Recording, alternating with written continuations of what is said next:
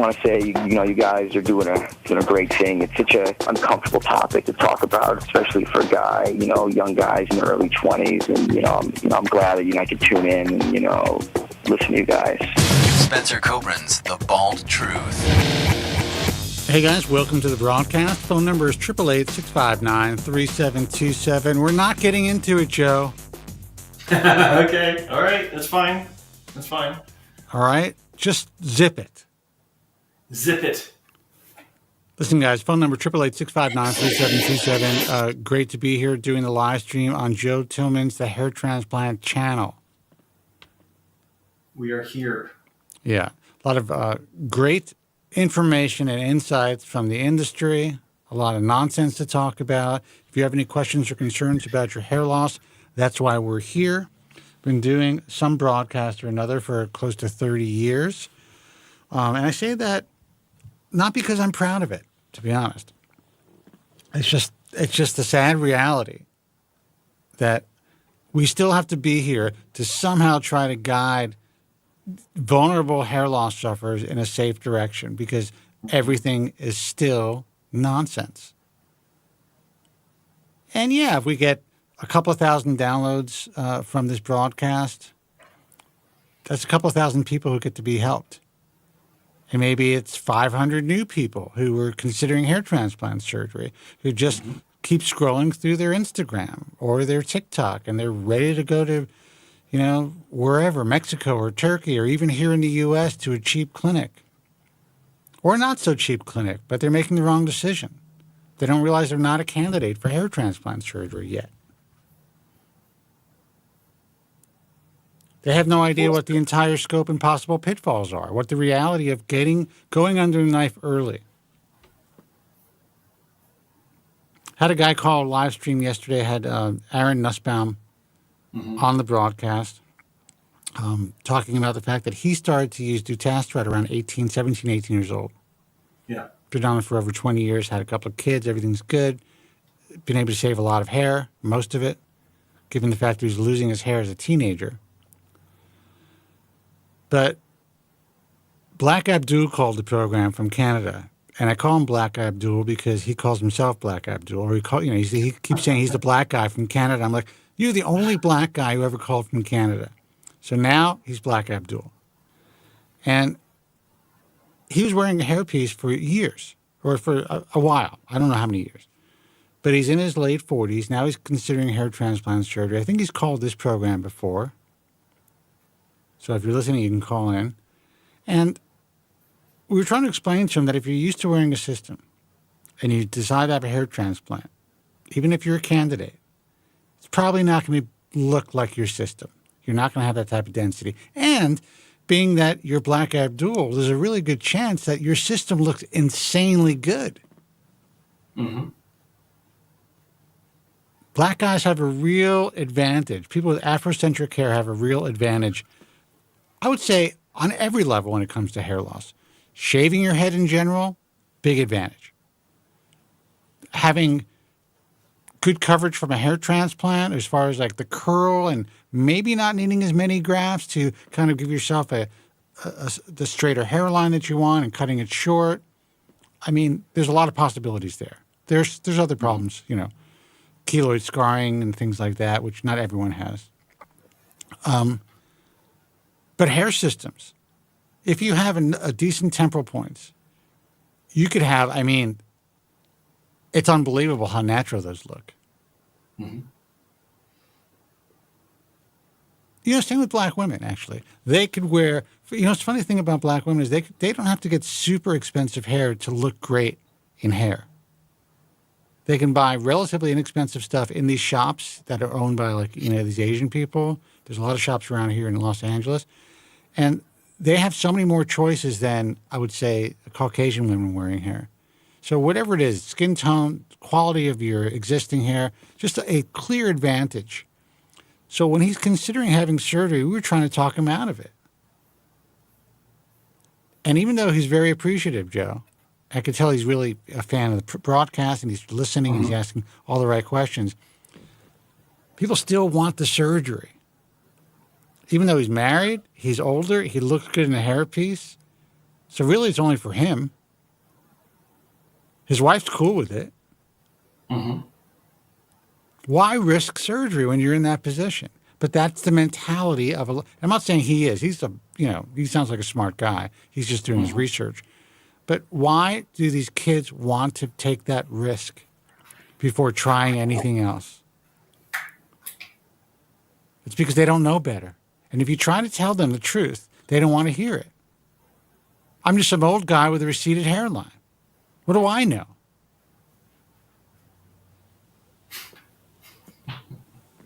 Anyway. I love that line. So everyone watching, I want you to know that there's a couple things going on with what you're seeing and hearing from me right now. I'm in my new studio that is not completed with the setup. So there's more items to be added for the visuals behind me. And my audio doesn't sound normal. According to Rob Hellner, it sounds like I'm in the washroom. Well, I actually am sitting on the toilet right now. So good job, Rob Hellner. No, my microphone setup is not optimized quite yet. So it's not going to sound the same. But next week it should. So just want to make that quick disclaimer. Speaking of disclaimers, just to get this going forward, it is a medical disclaimer. Spencer and I are not doctors. We are just two guys with lots of experience sharing our input and answering your questions. Our advice is not to be taken as medical advice, and if you have any questions regarding medications or surgery, do consult with a qualified professional. Well, that's true. We're not physicians, but I will say that we're some of the most learned men in this field. Mm-hmm. And listen, it's just the way that it is. I am the most read author in the world on the subject of the prevention and treatment of hair loss and hair transplant surgery. It's just a fact. Mm-hmm. I can't help that reality. Sorry, all you doctors who don't like to hear that, but that's the truth. And we're two people that aren't just reading studies and regurgitating everything that you see online. We're in the trenches. And I will tell you that in our own way, from different angles, we built this industry, the good parts of it. Mm-hmm. Strong influence on it. So I would say on a personal note, not to sound obnoxious, but some guys in the room or whatever will say this is obnoxious. Kobren's always bragging. I'm not bragging. I'm trying to tell you guys the reality. This industry would not have evolved to the point that it's evolved, at least in a good way, if I didn't push these guys. If I didn't make a financial hardship for them not to change the infrastructures of their practices. Initially, when FUT, follicular unit transplantation, was state of the art. And these guys were like, we're good with mini and micros. We don't need to invest in microscopes and more technicians. We don't need to have a bigger staff. We don't need a bigger facility. These guys don't know the difference. And I forced their hand, not only through the Bald Truth book, but when the radio show got on the air and started to get some legs, the guys who weren't doing it weren't making the money anymore. That's just reality. It wasn't, oh, you know what? Now we see the light. We see the science. That's not the way that it worked. Our friend Alan Feller, who I had a really nice conversation with a couple of weeks ago, it was nice to hear from him. When he first wanted to apply to the IHRS, when he figured, he was basically someone else, another doctor's reference. And he asked me what it's all about. I explained it. He goes, microscopes are bullshit. It's all marketing. Guess what? 6 months later, he calls the radio show and says, I am now the converted. You were right. I'm using microscopes. Now, was it because he saw the light and this really was something that was better? Well, maybe he did once he started to utilize them in his practice. But why do you think he started to utilize them in his practice? Because he wanted to be part of the game. He wanted to be part of what we did. And you know what? That's good. There's nothing wrong with that. Sometimes people need a push to help things evolve. And I'm proud that I was able to do that. What I'm not necessarily that excited about in my career is the fact that I pushed FUE surgery. Because I had in my wildest imagination, I never could have guessed that these guys would have taken a chokehold on this thing, some really unscrupulous people, and start to market it as scarless surgery, and boom, it just took off. as bullshit. And there's a couple of doctors, one in particular, who will fight to the end saying that this is state of the art and do not have a strip because he had to separate himself from everyone else. That's the only way he was able to do it because he was working for chain clinics. He didn't know which way was up. He was financially overextended. Mm-hmm. That's what drove the FEE market in the direction that it went in. A couple of Greek guys got involved. Total mess. And all this before the Turks. Oh, all this before the Turkish model, way before the Turkish model. The Turkish model wouldn't have existed if it wasn't for people like this. They handed it to them on a silver platter.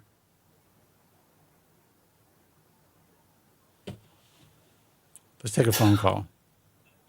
Yeah. Hey, you're on the air. Who's this and where are you calling from? Hey, caller, what's up? I'll give you a second to say hello, and then I'm going to hang up on you. 5, 4, 3, 2, 1. Thanks for calling. So, phone number is 888-659-3727. Well, at least we know the phones work. Kind of. Did you want to go over what we were going to go over? You sent me this article right before the broadcast was supposed to air, and I kind of just read it in an hour and a half ago. Yeah, in a cursory fashion. So I'll have to read it while you're talking about it, so I can give my. Well, I'll start talking about that in a second. But I wanted to. You're talking about your contribution, and I want to take a moment to. Bow not down. To brag about what I've done. Right before the broadcast was supposed Listen to to this. And I kind of just read it an hour and a half ago. Jesus, sorry, Joe. Wow, my audio does sound bad. Anyway, you look good. But there's the fact that the way that clinics were marketing themselves didn't exist before I started sharing my experience with my own surgeries. I was the first person online to really share in almost real time before vlogging was even a word. That's true. VLOG. And, speaking of Alan Feller, like he even told me that some of the way that he learned how to refine his work was from the photos I was posting of the work coming out of the clinic I was working at Hassanawang at the time, because they were so clear, because the lighting was on point, because there was no flash photography. You could see all the details. And I'll never forget that, because I remember thinking to myself, the photos I'm taking and posting are so good they could be used for surgical tutorials. Like, that was amazing to me. Yeah. And when you think about it, it is actually pretty amazing.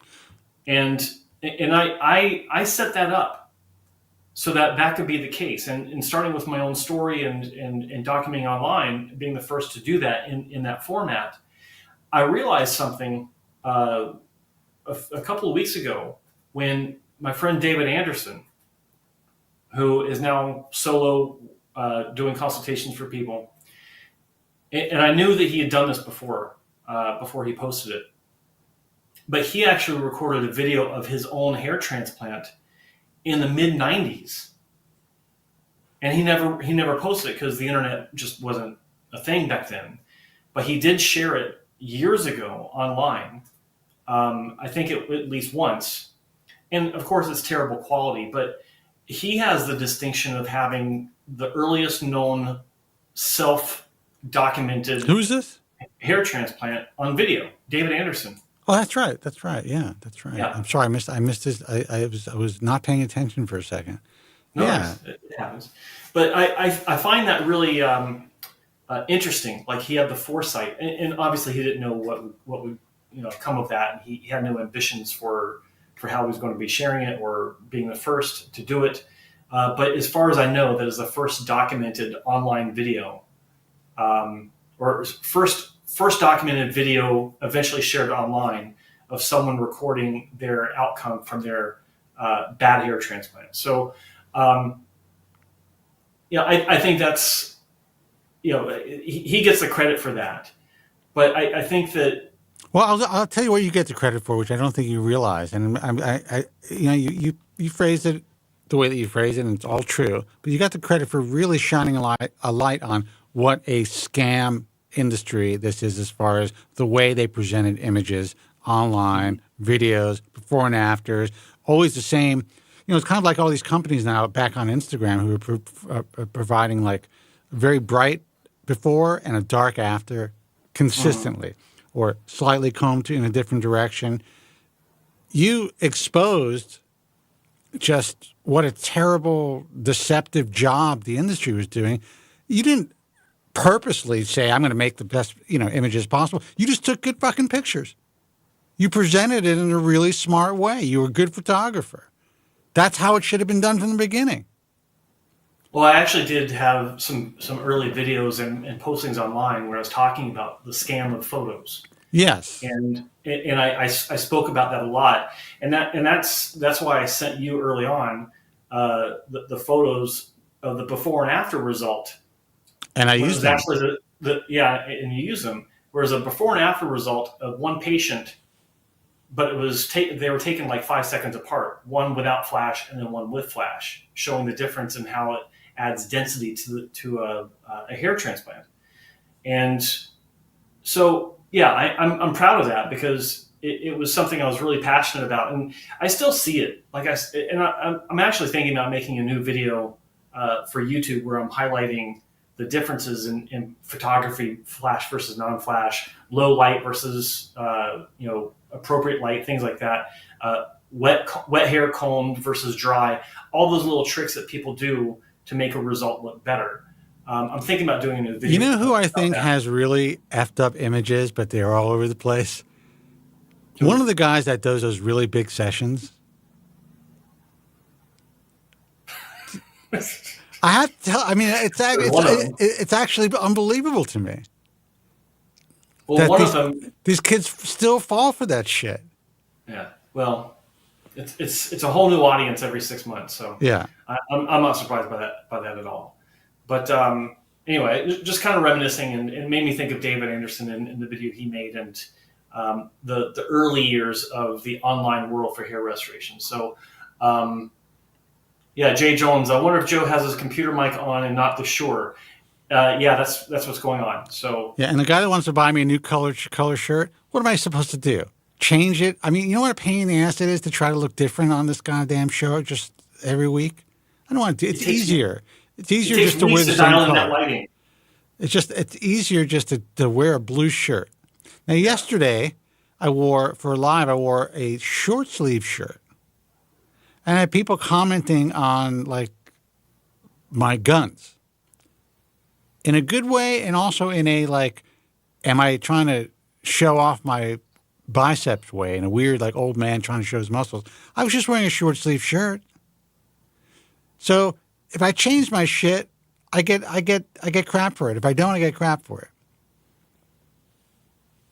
Actually, blue's my favorite color anyway. Well, that explains a lot.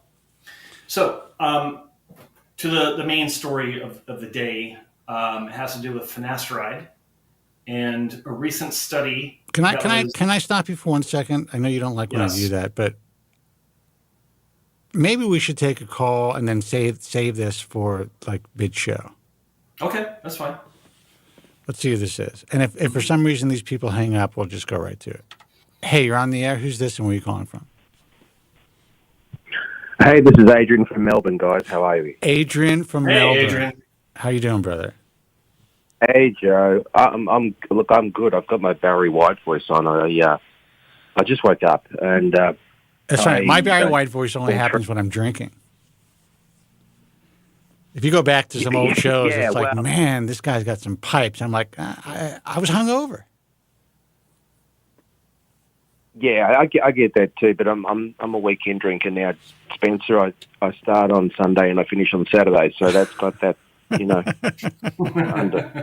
control. I like that. But yeah, no. Apart from that, I had a hell of a time in Thailand, guys. I don't want, I'm sorry, but it's the truth. I had a fantastic time for a month in Thailand recently, and it's so nice. Not to have to wear the cap, not to have, all the other happy horse shit, as you say, Spence, around being bald or balding. Oh, sure. And But do you really been have to several wear the years cap in now. Thailand anyway? Well, with the heat, I don't want to get skin cancer. That's true. No, seriously. No, I just it's just liberating. I mean, and the same goes when I shaved my head. When I had the SMP, for the first time, I felt liberated. So I'm not really sure why I'm ringing, but it's been a while, and I wanted to ring in. And I guess from what I've just said, I keep coming back to it, and it's the mantra that you two both come up with as well, because it's true. If you can shave your head, you've won. I've been watching a lot of Harry lately. Well, Bald Cafe. Good. Bald Cafe.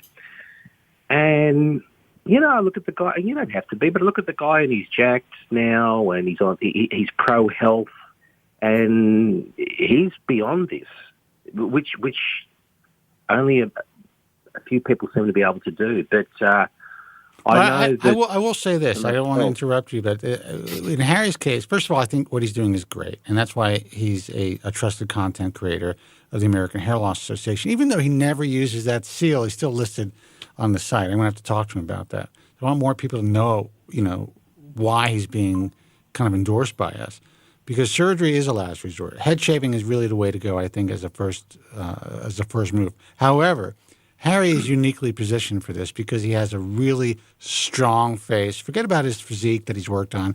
Just genetically, he's genetically gifted, where a lot of guys aren't. He has the perfect head shape ratio from eyebrows to the top of his head, very full brows. He's got a strong jawline. He wears a beard really well. So with his effort into taking care of his physique, he's been able to kind of cultivate an attractive look where he doesn't feel that loss anymore. He's evolved to the point where he's probably better than he was when he had hair, because maybe he was lazier, he wasn't taking as great care of his body, because he was relying on the hair. So he's a unique case. Now, there's plenty of guys out there that can be similar to that. But in general, most guys have a lot more difficulty shaving their heads and living their best life, as opposed to Harry's situation. For sure. True. Harry doesn't have the Mr. Burns head shape. Right. Right. And he just has the good the facial structure and all that stuff. So that helps. And when people tell him that, I could see he's trying to say, well, that's not true. That's not the case, because he felt the same misery that everyone feels when they start to lose their hair. He may not really realize what he has compared to other people. That's not to say he shouldn't continue to spread the message and to coach the guys that he has, and he's changed a lot of lives. But it's easier said than done for a lot of people for many reasons. Go ahead, Adrian. Yeah. No, that's very true, Spence. And it's even harder because of the age demographic that he's aiming at, which is, when it first happens, late teens, early 20s. Yeah. Compared to, say, now, I see a lot of older guys with the buzzed head. It's pretty popular in Australia. It's very popular here. Sometimes because of the weather. Yeah. As well. And but you see it generally on older guys, don't you? It's very rare to see a 20-year-old with a buzzed head. I'm seeing it more and more. And I see a lot of guys with pretty bad SMP here in Los Angeles. But I'm going down with it. I'm going to go down. I'm going to go down swinging, buddy. That's just the way it is for me. Oh, yeah, I know. Yeah, you're the captain of the ship. I know. You're the last one that's going to... That's right. I hear you, brother. And I feel really grateful for what happened to me now in terms of the repair and everything. I know there are other people walking wounded out there that didn't get the luck I had. And I realised with my surgeries too that there was an element of luck, because it could have really gone pear-shaped. Oh, yeah. And if that was the case, I'd be on your show every weekend. I'd be ringing. like a madman. Oh yeah. So I'm aware of not just I'm happy with the result, but how lucky as well it can be. Because as we say, it is a last resort for a reason. But yeah, life's good. I'm going to be 60 next year too, Spence. You're not the only one I want to tell you. Yeah. And it feels good. If you're lucky, you'll be 60. That's how it works. If I make it to next year, that's right. But that's how I feel about it. I'm very open about the number. I know a lot of guys, for whatever reason, Joe, who are not open about their age. And What do you mean, Joe? I'm just kidding. But I am. I know that as far as there is ageism out there for sure. There's no doubt. When you tell a woman, you're sitting at a bar, you tell her you're 60, an entire new look comes over her face. Besides disbelief in my particular situation, just kidding, Joe. It's just like, it's almost like they don't know what to make of it. Like, should I be talking to this guy? Is he still in the game? What are my friends going to think? Shit like that. If I can just say one thing. In Thailand, when you're at the bar and you turn to a girl and you tell her 60, there's a change on her face too. It's called a smile. Oh yeah, it's huge. Insane, it's like, man. oh my God, maybe my family sorry. can actually be taken care of now. Yeah. Yeah, we can buy another buffalo. That's right. Yeah, We don't have to wait so long for the payout. yeah. They be like, listen, honey, I'm not concerned about your parents ripping me off. It's I'm all in. All in. Oh yeah, they quit playing lotto because they've already just won. But anyway, yeah. Yeah, I agree. For me, man, look, dating's good. I'm sort of comfortable in my own skin. I'm not going to get married.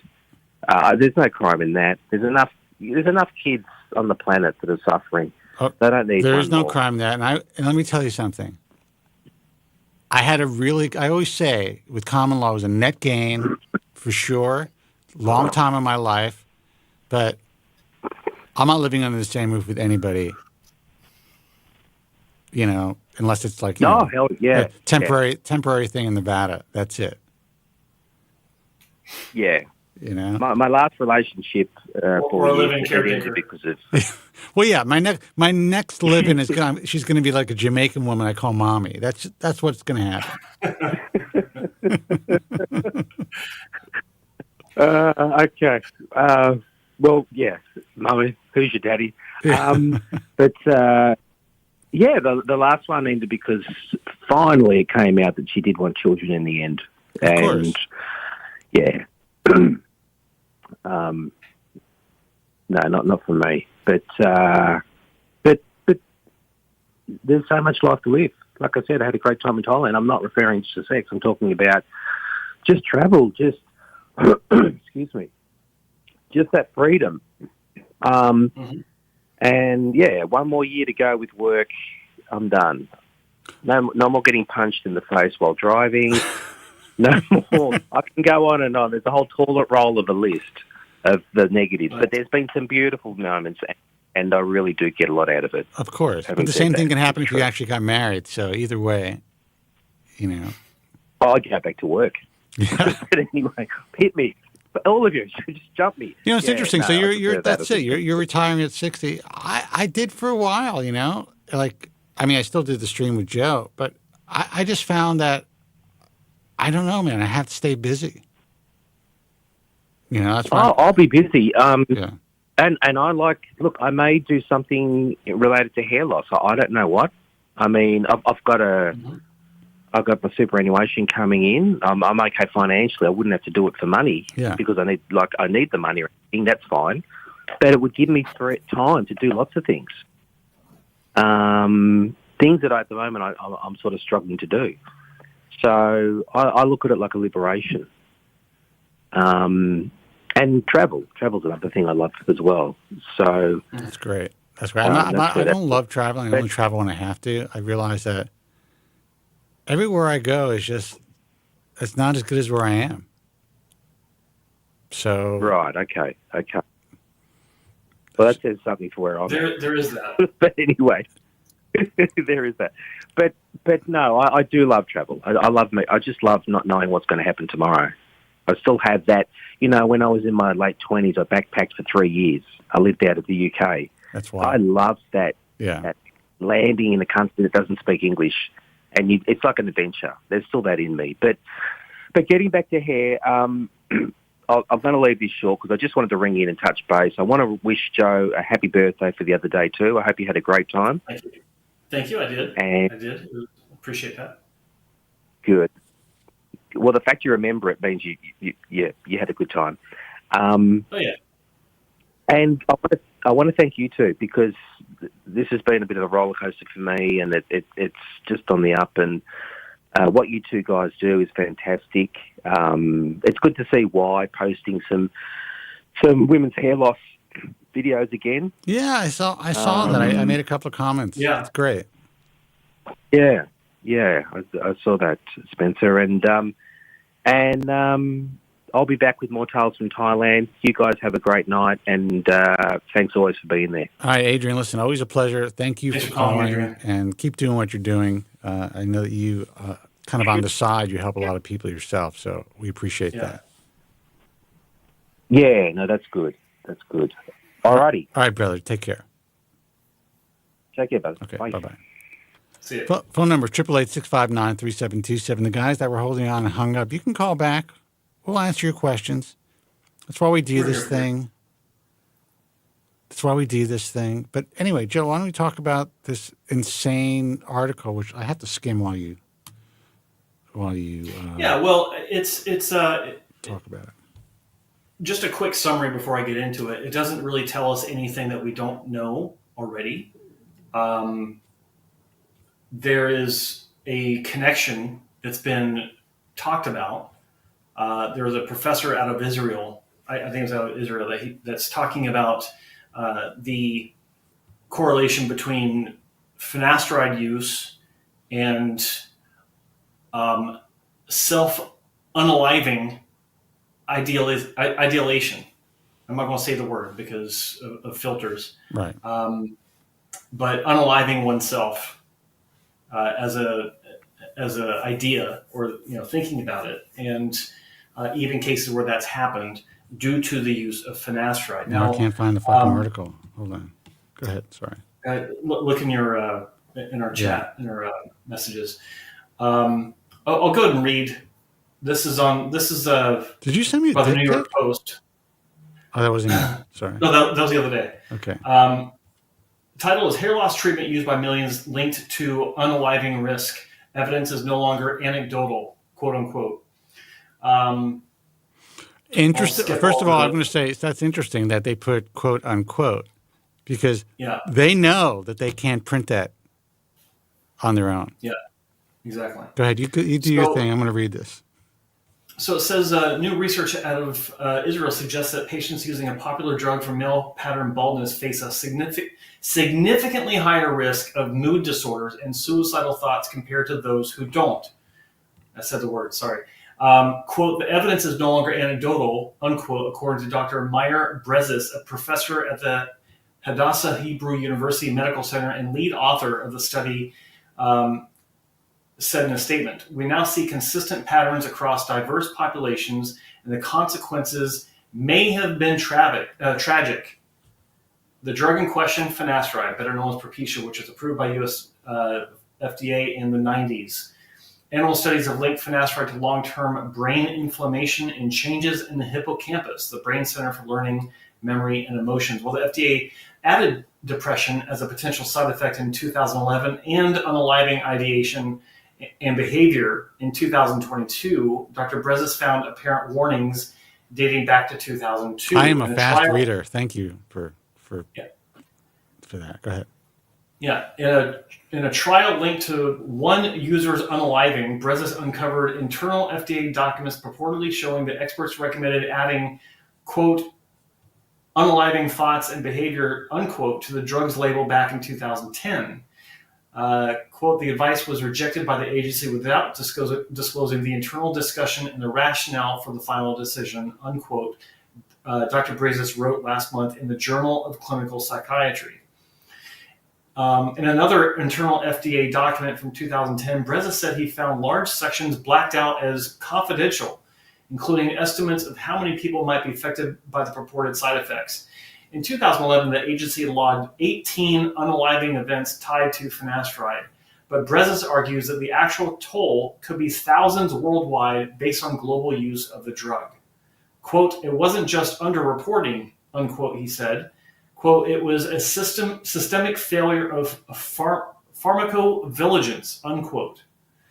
Brezis partly blames Merck, the finasteride's original maker, for allegedly skipping basic safety research using database analysis, and regulators for allegedly failing to demand analyses or conduct it themselves. Given his findings, Brezis is calling for suspension on the marketing of finasteride for cosmetic use until its safety profile is fully reassessed. He's also pushing FDA to mandate and strictly enforce post-approval studies for drugs like finasteride and to ensure drug histories are systemically recorded in unaliving investigations. The Post contacted the FDA and Merck for comment. Yeah, go ahead. I just skimmed it while you were reading it. I have to say, it's so unbelievable how stupid the general public is, sadly. And just the fact that, look, New York Post has done a lot. They've exposed a lot over the years. They've made a lot of mistakes over the years. But when it comes to these medications, when it comes to anything medically oriented, sadly, the media usually gets it wrong. And if it's something that's sensational, they're going to go with the best quotes and the best use of language to get the most clicks. Mm-hmm. And just from reading, I'm just skimming this now. I listened to what you said. It says a new Israeli study found a significant risk, quote, end quote. There's no study. This was a review. It was written by some professor. It was essentially just reinterpreting old data. There's no new patients from what I was able to read, no new experiments. This is just an opinion piece. And there's no established medical fact. And the fact that this could be in print and all these idiots online are going to take this as proof positive that this drug is doing something to their brains or it has the potential, it's frightening to me. I'm not saying there can't be a correlation. I'm just saying there's no new study. Why would the Post say there was a new study? Well, that's what I was getting to. Is it reminds me of the study about post-finasteride syndrome, where this study out of Washington University indicated that I think it was 80, I forgot the number, but an extraordinarily high number of patients, maybe in the 80% range, that's what I seem to remember, would experience post-finasteride syndrome if they started taking it and then stopped taking it, or they'd have extreme side effects. One or the other. I think that's what it was. 80% would have severe side effects, and the source for this information was the researcher who didn't conduct a study. He conducted a survey, and he was conducting a survey of people that were already reporting post-finasteride syndrome on a post-finasteride syndrome forum. Yeah. Well, I'm just reading and it. And that's what this reminds me of, where this isn't a study. This is reviewing previous materials and coming up with an opinion. And that's it. Well, I'm looking at this line too. The evidence is no longer anecdotal. And they go into all this nonsense. Actually, It's all anecdotal. It's just case reports, online posts, self-submitted complaints. There's absolutely zero data. It's all online noise at this point. And I'm not saying that these guys who are reporting this aren't reporting how they're feeling. But to state that it's no longer anecdotal, it's not only, it not only misrepresents reality, it's a blatant lie. And people are going to hang their hats on this. I'm sorry that I'm outraged at this, but this particular article is outrageous. Well, not to mention the fact that you're talking about reviewing data from people asking questions of patients that already feel like shit. That's why they're taking the medication to begin with. They're trying to, like, one of the top drivers of unaliving oneself is low self-esteem. And hello, hair loss. You don't need to take the medication to already have these ideas. And there's nothing in there talking about the difference between those that were taking it and those that are not, where everyone's still suffering from hair loss. What's the distinction? Yeah, exactly. It's not laid out. You know, and the unaliving, I know you don't want me to use the word. I'm just going like quote by quote from this guy. The unaliving, the FDA claiming or hid unaliving warnings back in 2010. I mean, what a conspiracy theory. The FDA didn't hide anything to my knowledge. I know that people talk about this, but redactions and reports are pretty standard when it comes to any of this stuff for privacy reasons, for proprietary reasons. Every major regulatory body continues to review this drug for decades, and none found any evidence to justify banning the drug or, they're putting certain warnings on the label now because of all the complaints. But I just know what's going to happen. People are going to latch on. First of all, this is going to be great fodder for content. Oh, yeah. So it's going to be all over. There's going to be pros and cons. A lot of doctors are going to be out there who are part of the post-finasteride syndrome cottage industry, and the lawyers are going to be talking about this. Very few doctors will put themselves out there to decipher this or to help consumers decipher it because they're scared shitless of any blowback. But this article in particular, I've seen a lot of shitty articles. This is very interesting to me. Hundreds of thousands are depressed and hundreds have died? Well, that's completely unverified. Where's the verification of that one? I mean, it's speculative. I mean, these numbers are pulled from like voluntary reports. As I read this, I can't even believe it. It's nuts. It's insanity. And, I got this, I got the idea for this because I saw Dr. Ross. You notice I don't need glasses to read my computer? It's pretty good. Go ahead. That is good. Dr. Ross did a reel about this. But unfortunately, he wasn't talking about the validity of the study itself. He was just talking about his own experience prescribing it, and that he has no problem prescribing it. And he tells his patients, there are side effects and blah, blah, blah. And that's fine. I don't know why he didn't cover this. Maybe he didn't read it. I don't know. Didn't it just come out? When did it come out? On the 8th? Well, I saw his reel today. Of course, I haven't been on Instagram for a few days, so maybe he released it a couple days ago as well. But I think this was released. When was it released? But I don't understand. They're quoting animal studies are proving these changes in the brain. Yeah, October 8th. I mean, there's not even proof in rats on a consistent basis, unless it's a really huge, a significant increase in dosage by tenfold or 100. I don't even know, maybe 100-fold. Jesus Christ! Yeah, there you go. So that's the news for today. And then we're talking about safer alternatives like minoxidil with what is this? Stevioside? That's a new development where it's shown using I don't know the details of this, but using stevia, which is a sweetener made from a flower. I actually use it for my coffee every day.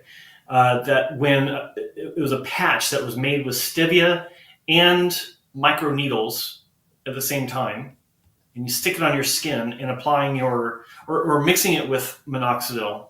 Yeah, that was it. Mixing it with minoxidil increases absorption of minoxidil by several factors.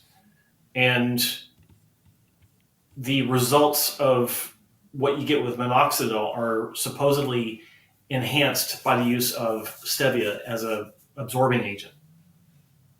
I don't know the details about it, but yeah.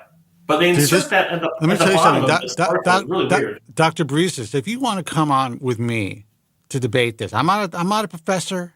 I don't work for a university, but I can tell you this: you would not be able to survive a debate with me on this. He will own you. That's right. Yeah. I mean, I just can't even believe that these words are coming out of this guy's mouth, and that the Post is willing to print them. I understand the Post is willing to print them. They need the clicks. I get it. It's sexy, man. Of course. It's New York Post. What do you want? Come on. And again, there's people who are going to be watching this saying, "Oh yeah, Kobren has confirmation bias." No, it's not about confirmation bias. Yes, I've been on Finasteride for 30 years, and no, I mean, I don't think I want to unalive myself. Not yet, anyway. I mean, who knows if I get sick or something? But I don't know. I don't even know what to say. It's one thing for this discussion to be out there. It's one thing for people to do legitimate research because there's concerns. It's one thing to take people's complaints seriously and really look at the data that's available to them, figure out the right, testing modalities or some way to verify these issues. That's fine. That's important. And it's also important that people have all the information they need to make fully informed decisions. But that information, when it comes to this, has to be legitimate. Otherwise, people are not able to make truly informed decisions. Right. It's based on hyperbole, fear-mongering. And who knows what's behind that? I don't know. What else is this guy involved in? Anyway, I don't know why I shouldn't be so angry because it's not like what they're still going to, even if they banned it for hair loss, they're not going to ban it for prostate enlargement. It's still going to be available to people. They're not going to ban it for hair loss either. Notice they keep relating it to the hair loss aspect, but they don't even mention the prostate side of things. No. Well, they just think that guys with enlarged prostates who can't get it up and have issues. They're depressed anyway. Yeah. And we're old. They don't worry about old people like us. They don't care. Yeah. Anyway, I'm sorry if I flew off the. I don't think I flew off the handle, but I just can't even. And you know what? I have to read it more closely. I'm just kind of skimming it while I'm talking to you, and going through the points. But it just doesn't make any sense to me. This is something that I don't even know if these post-finasteride syndrome guys or anybody could latch onto this, because anyone who actually digs into this is going to see that this is really amateurish.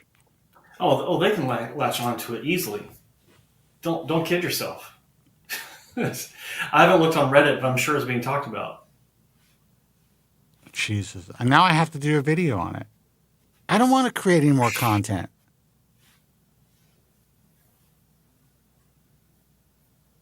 Maybe I can make something out of the show here. Have somebody cut it up. Got to find somebody to do that. All right, guys. Good night. No calls? Nobody calling. 888-659-3727. Are they talking down the chat? Let me look at the chat. What's going on? Ralph says, "This is why I love the show. If it wasn't for the show, I would have never taken Finn because of the fear." Well, and that's thank you. It's nice to hear. But that's the thing. But if you get screwed up, there's so much fear out there. If you get screwed up, you never watch the show. You never heard of us. You never heard of us. Yeah, exactly. We weren't here. But I think it's interesting. It's not just fear that's online, guys. I think there's a clear distinction. When the supposed media is willing to print this nonsense, it really makes you look. I look at everything with John Desai at this point in my life, but it really makes you think: what else are they putting out there?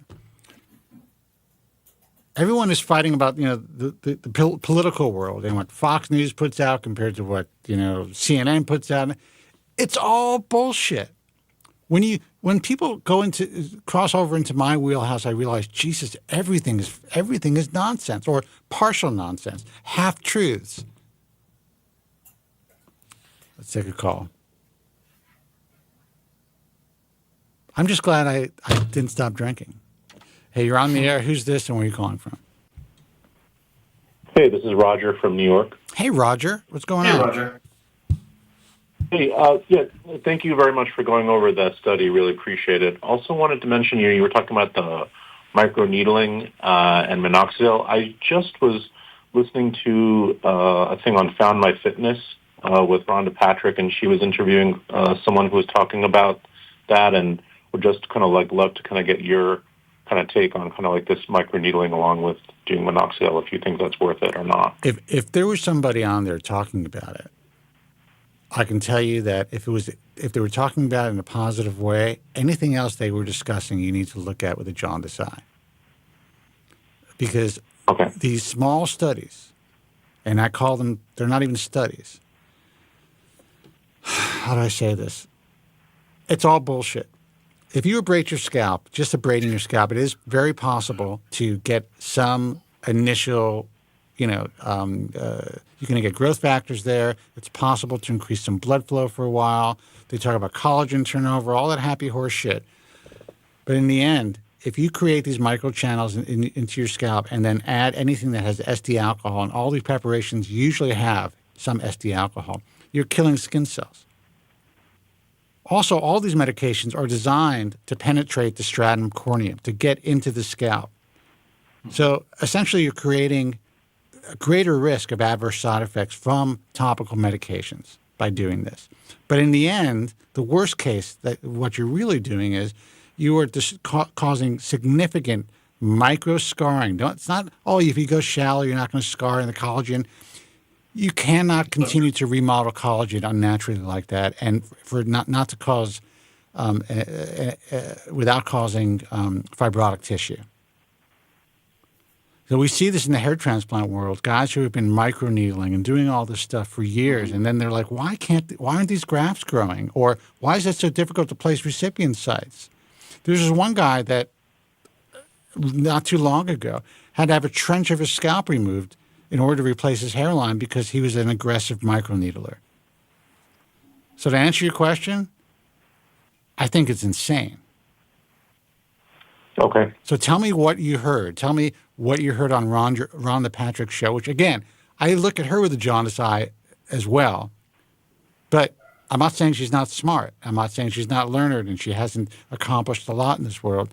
But these are all content creators. They need content. I think you guys are definitely more experienced and nuanced in this area for sure. And just to be clear, she wasn't espousing this; it was just one of her guests espousing it. But so it sounds like you in your mind, oral is as good as topical. Well, here's my question. I'm just curious. Who was the guest? Who was saying this? Do you remember the person's name? I mean, it was some guy called. Derek, who's just like another. Yeah, but Derek knows a lot. I'm disappointed. Yeah, Derek knows a lot. Yeah. I like this. I like most of what he's able to put out there. As far as he's the Gorilla Mind guy. He's a what? I think his content creation thing is called Gorilla Mind or something. I'm not that familiar with. I think it's more plates, more dates. That's right. Yeah. Yeah, I would say that. I'm surprised he would say that this was it was a real positive thing. I guess he's probably just quoting a study. There's two Indian studies. So he may be referring to those studies. I don't believe that he's microneedling himself. Okay. Because he's gotten a lot. In your mind, would you think that just straight up oral pill is as good as a topical? In what sense? As far as finasteride? Like for efficacy for minoxidil. Oh, for minoxidil. We're both not physicians. There has been some recent studies, but I don't necessarily agree. Again, studies in quotes. You don't know where it's been published, or if you know where it's been published, you have to see if the publication is a top tier publication. There's different ratings, how many people were in the studies, whatever. But recently, some stuff came out about 5% topical being as effective as a low-dose oral minoxidil. However, there's a large percentage of people who they don't convert. Topical minoxidil is a prodrug. It needs to be converted by by a specific enzyme that not everyone has. And so I would say that's probably incorrect. So the bottom line answer is. And here's the caveat. Oral minoxidil, you can have a greater chance of adverse side effects. I think oral minoxidil has more dangerous side effects for most people than finasteride, but they are rare. But what I've seen is that the guys who are taking oral minoxidil have much better results in the long run. And they're pretty profound in some cases than people who are using topical. Joe, would There's you a agree with reason that? why. Yeah, well, I would, but there's a reason why for the past several years there have been several very well respected researchers in the field of hair loss have been excited about oral minoxidil and talking about in various papers the different dosages that they've been experimenting with their patients and these studies that they're conducting. And a lot of things in the industry take a long time to permeate out to the larger body of clinics in general, such as oral minoxidil. This was being prescribed by doctors 15 years ago. Like Dr. Jerry Cooley was prescribing it very early on, and no one was really paying that much attention to it until around 2019, I think, when Dr. What's his name in Spain, Spencer? I forgot his name. Sergio Bagno. Sergio Bagno, yeah. 2019, I think it's 2019, he released a study that he conducted with his colleagues regarding oral minoxidil. And also Dr. Rodney Sinclair out of Sinclair Dermatology in Australia, he's also a leading researcher in this. And they put out some serious information regarding the efficacy of low dose oral minoxidil, be it 2.5, 5 milligram dosages. And they're convinced, and every doctor I've talked to that has experience with it believes that it is better than topical minoxidil. It's more convenient. You don't have to worry about absorption rates or anything like that, as far as topically applying. And same thing goes with topical finasteride. I've always been of the opinion that if you have the option of oral or topical of any medication, oral will be more effective simply because you don't have to go through the problems of absorption and the different absorption rates and the different skin types and things, all these different things that go into the external application. But when you're dealing with internal application, it's much more consistent. Granted, there are going to be inconsistencies from one person to the next, but if you're a healthy human, then it'll be a consistent intake, more or less, with small levels of variation if you go the oral route. And as far as what Spencer was saying with the side effects, yeah, they can be more severe, but it doesn't mean debilitating. And that's but I mean, my concern is like pericardio effusion, water or liquid around the heart. So you really have to kind of, you have to be well monitored. I don't like the idea that these people are putting together these combination pills, selling them online. This is serious medication. Now, it's also, listen, all medication is serious. They're making combinations of, Viagra and Cialis with minoxidil and with finasteride. It's insane. Kids are popping dick pills and hair pills, combinations of this stuff. I'm not talking about adults, like grown older men. I'm talking about young people, 18, 19 years old. Yeah. Yeah.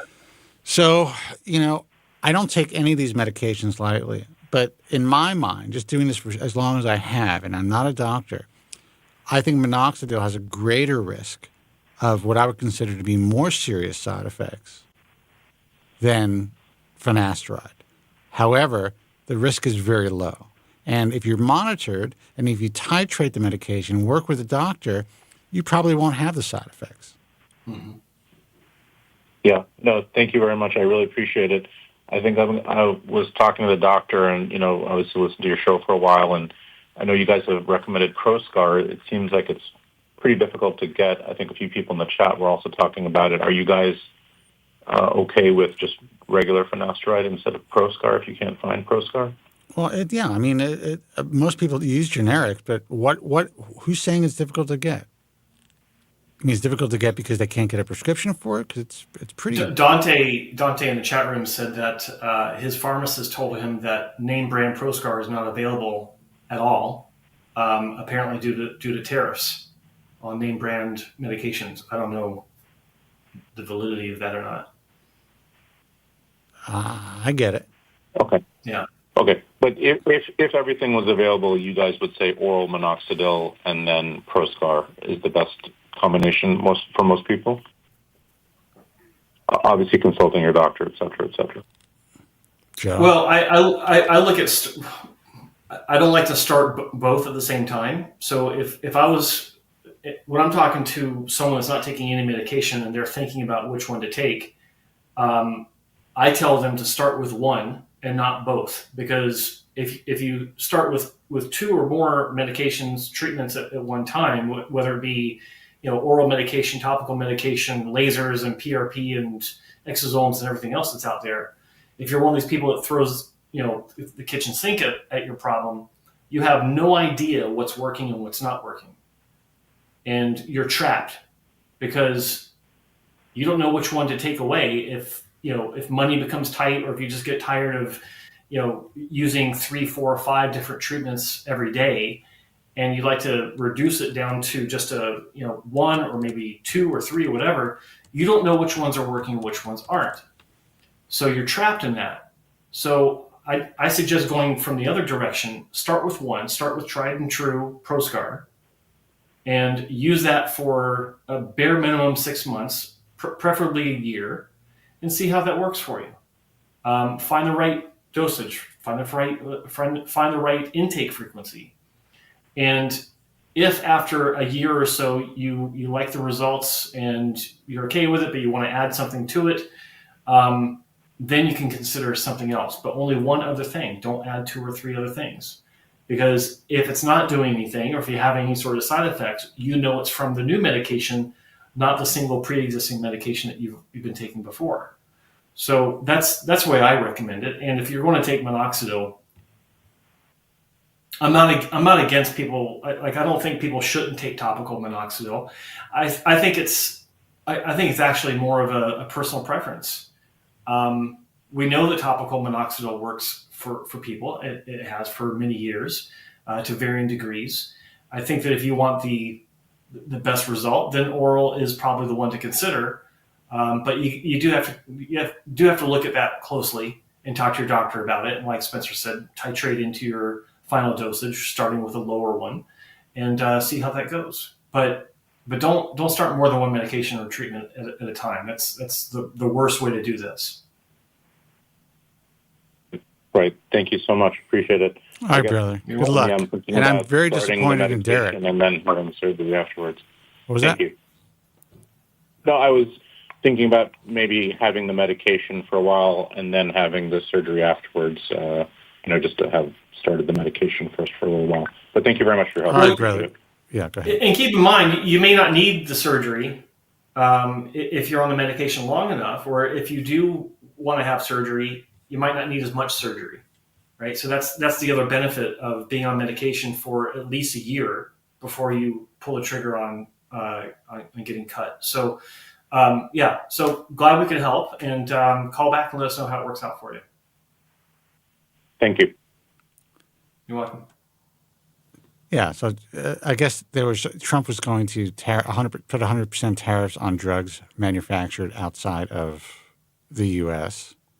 Yeah. However, I think these companies also are connected to the U.S. So, I mean, right now that's on hold anyway. So there's no tariffs that apply to Proscar. Yeah. I think the pharmacists are just trying to maybe sell Dante his own in-house brand. Well, I will fly to Italy if I have to. Homie, don't play that. And you said you're disappointed in Derek. He's always been an advocate for derma rolling. That means I don't watch him enough as I should, because as far as I know, he's always been an advocate for it. I don't watch him either, not because of any other reason other than I just don't have time. But yeah, as far as I know, he's always been an advocate for that. And so there's a 15% tariffs on drugs imported from the European Union, which Italy's a part of, right? Mm-hmm. And Japan. Yep. So it's only 15%. So, and that's not even enforced yet. Yeah. I'll pay 15%. Don't worry about it. I'm all in. Dante says it was CVS that told him this. First time it's been an issue in 10 years. Yeah, CVS, they're lying to you. Yeah, find a local guy, find a local pharmacy, like a mom and pop store. Tell them that you want it ordered, and You'll get it. Fingers crossed. Man. Now I have a bone to pick with him.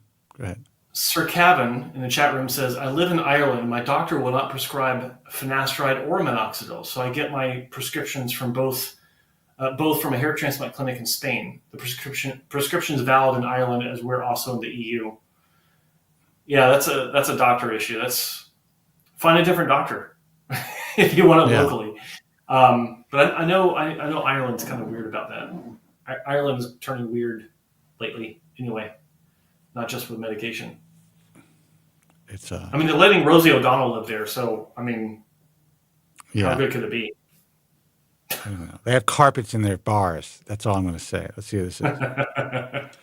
Hey, you're on the air. Who's this and where are you calling from? Hey guys, this is Jim from Peoria. Jim from where? Hello, Peoria? Jim. Yeah. Peoria. What's happening, How you guys brother? doing? Good. How are you? Hey, good. Good show as always, so thanks for taking the call. How's my hair? Yeah, I was going to... well, it looks the same to me every time. So Thank you, man. It's always looking good. I just glued it on this morning. Hey, So it's always perfect. Go ahead. Yeah, hey, at least you got something to glue on, right? That's good. So what's up? And actually, well, you guys started talking about something. I had some questions for Joe specifically for hair transplants, but since you guys are on this topic on the minoxidil and the finasteride, I'll just, I'd taken finasteride for a number of years, worked well for me, stabilized a long time, took the topical minoxidil and oral finasteride, stabilized a long time until it didn't. No idea what happened. Possibly some internal stuff, stressors, whatnot. Kind of went through a telogenous shed, according to my derm, that has unfortunately gone on longer than what a shed should go on. So I've been on actually oral dutasteride and oral minoxidil for the last 2.5 years. So the good thing is no sides. It's just stabilization's still not as good as what it was, but like you, I'm getting to be a little bit older. I'm in my 50s now, so that could just be part of it. But no side effects, nothing bad. So I know when you guys started talking about the heart things, the first time I took an oral finasteride, which was a low dose of 1.25, I did notice that the very first time. And my derm said, if you do that, take it slow and, you can stop if you want or you can try again. And then I did it the next day. I just took one before bed. And then what happened was after 2 days, it actually stopped giving me that feeling. And then so I did that for about 3 months. And then I increased to 2.5. And you sort of get that feeling like just the first day or two. And then after that, you get used to it. So now, and I've been on 5 milligram oral minoxidil for, like I said, over 2 years now. And no side effects. It's a little bit of weight gain, a little bit of water retention, but not enough to really consider it a negative side effect. So, you might be able to mitigate some of that with adjusting your diet and carbs, shit like that. Yeah, for sure. I know what happens is if I kind of do you talk about, your booze Friday nights or whatever, that seems to linger on well into the next day or the day after. Oh, dude, when I was drinking on a regular basis and eating like ordering pizzas, I mean, you could see old videos. I mean, and it wasn't on oral minoxidil. I was huge. I was like at least 20, 30 pounds heavy, but a lot of it was water. I'd be all bloated, and I mean, it was fun. But it definitely affects your appearance and your health, obviously. Yeah, and I notice it now. But again, it's more about if I'm eating certain things or drinking certain things versus just every day. So, and then Joe, I do remember you mentioning, it was a call, it may have been even a month ago. You said you took dutasteride many years ago and you just felt like it altered your look. Like it sort of, I don't know, what did you say? It gave you puffy face or something like that? Yeah, I didn't notice this during the time that I was taking it. It was after the fact when I started looking at photos of myself taken during that time. And I noticed a distinct bloat to my person that wasn't there before or after I was taking it. And I've always been honest about this. I don't know if that was actually the actual cause of the issue, but nothing else had changed in my. I was still eating bad. I was still eating, deli sandwiches for lunch, and just not living a very healthy lifestyle. But nothing had changed really. Yeah. And so I do attest the issue to that.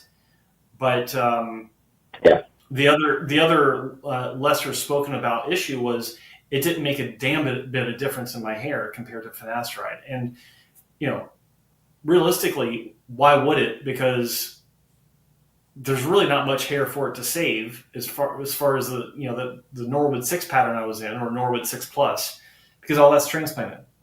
And it can keep that hair healthy depending on how sensitive my donor hair is to DHT as well. But again, it just didn't make any noticeable difference one way or the other as far as my hair goes. Yeah. What's interesting is, so my hair, when I started them both around the same time, and I know that's not ideal, but I was kind of going through that sort of stress, or got to fix something, right? So I just did both. So everything thickens up right away, and it definitely grows faster. But it still doesn't really improve the DHT sense. Well, it improves, and the way my dermatologist describes it is that you're better off. You're much better off now than if you weren't on anything. It just sort of slows things down, but still losing hair and still losing ground technically, unfortunately.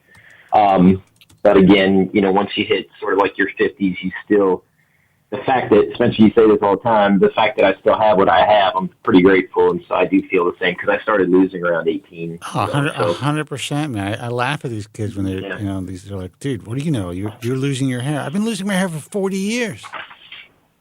Yeah. But so it's interesting. So I'm actually considering a transplant. I'm inquiring. I'm just starting to just go down that path. I'm looking at your guys' site and looking at other sites and I met a local person who does this, a local doctor.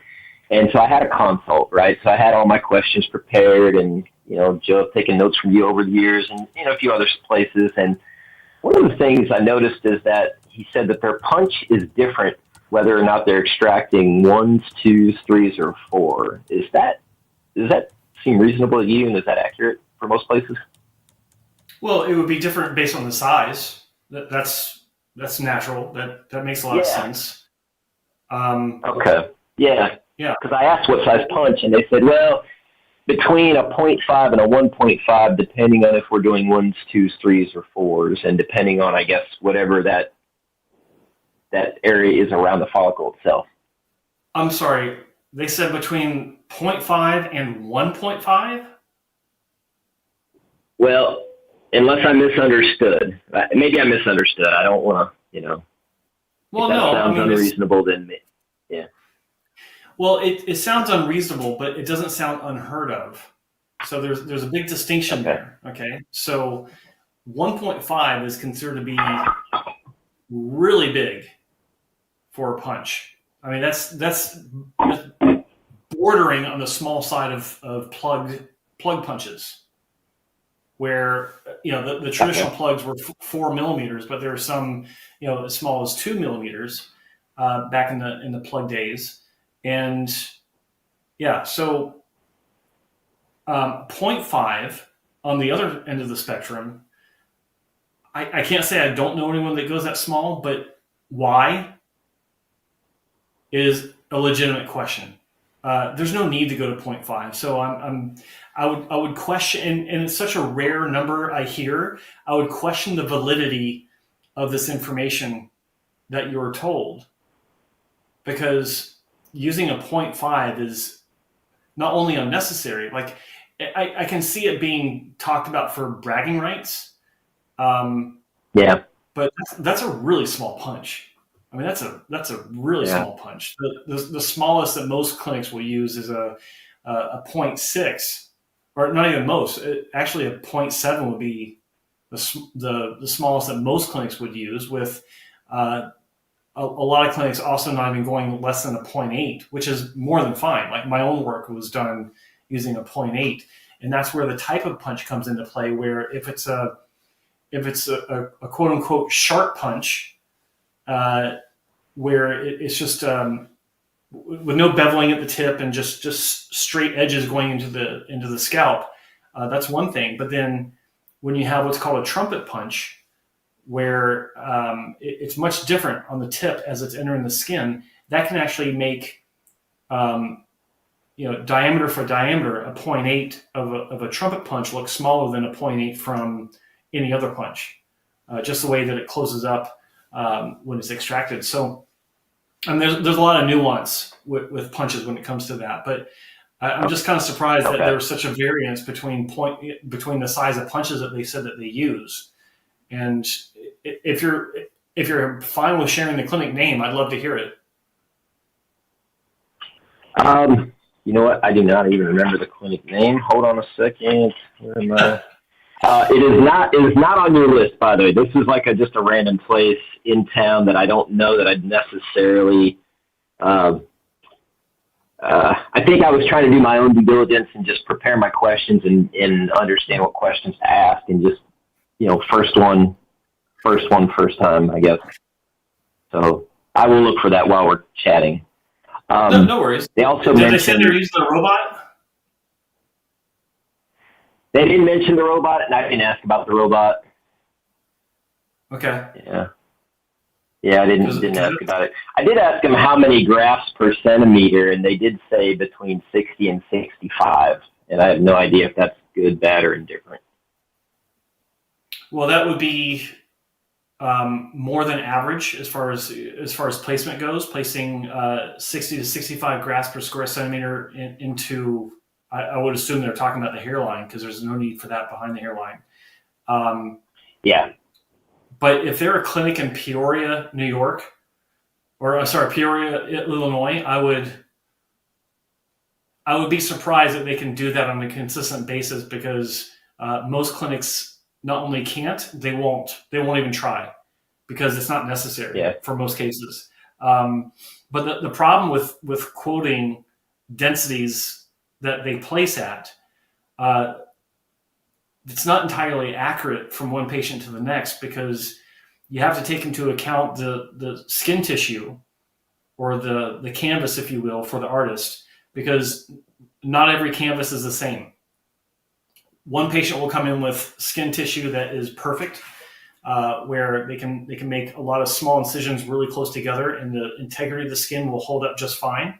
But then the next guy will come in and he has very poor skin quality, and the same number of grafts or incisions made in the same area will decimate that skin. The connective tissue in between the incisions themselves will give up and break, and that 0.6 millimeter incision, or whatever size it is, will now become a 1.2 or bigger, actually, because that area in between is now gone. So you got two punches, two punch incisions that have now become one big punch incision, or not just punch incision, but like whatever tool they're using to make the recipient sites.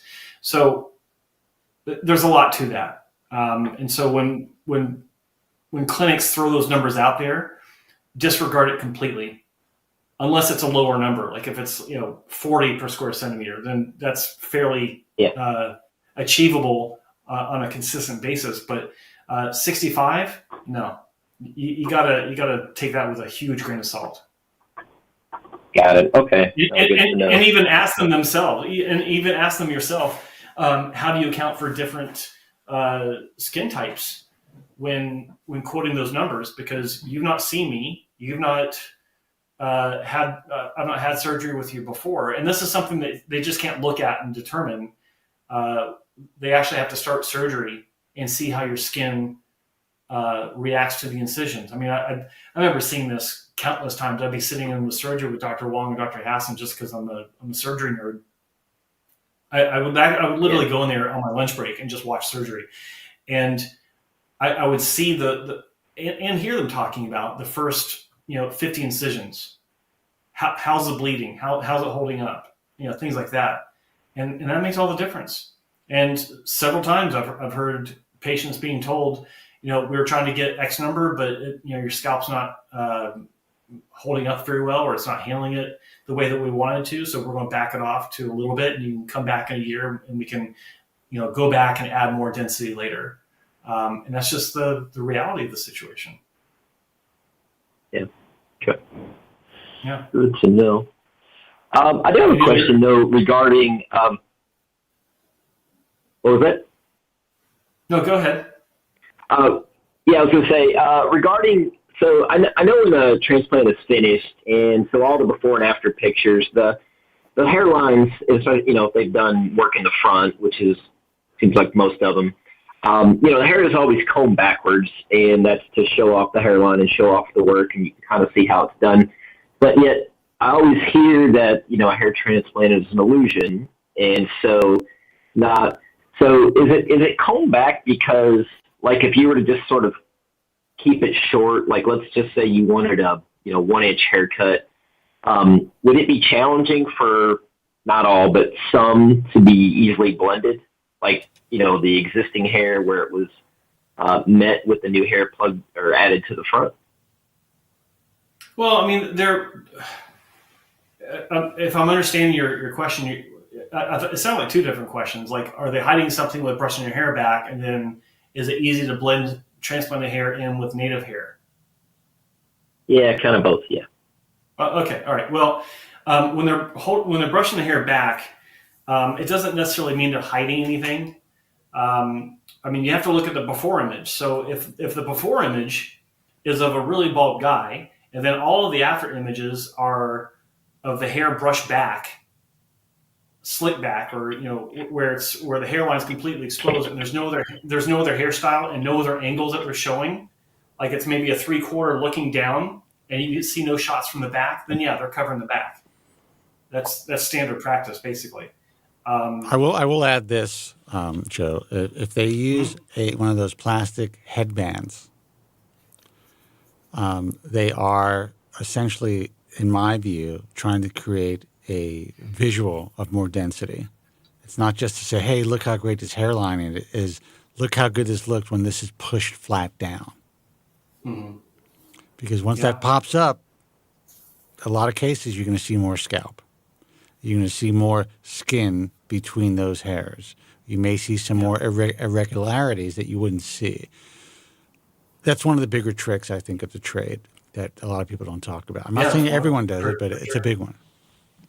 For sure. I think it's important that, and I tell clinics I work with all the time, and unfortunately not all of them follow my guidance, but if you have a patient that comes in for just crown work, you still want to show every angle, front, top, left side, back side, straight on from the back, overhead, to show the overall impact that working on the crown has for the entire image of that patient. Consequently, the hairline work, you still want to show all the sides, the top, the back, just so that you can get a better feel for that outcome. If you have someone that's really bald, and the number, even if the number is like 5,000 grafts, 6,000 grafts, whatever, and all you see is straight on, or if they're slightly looking down but not completely down to where you can see the entire top, then they're hiding the back.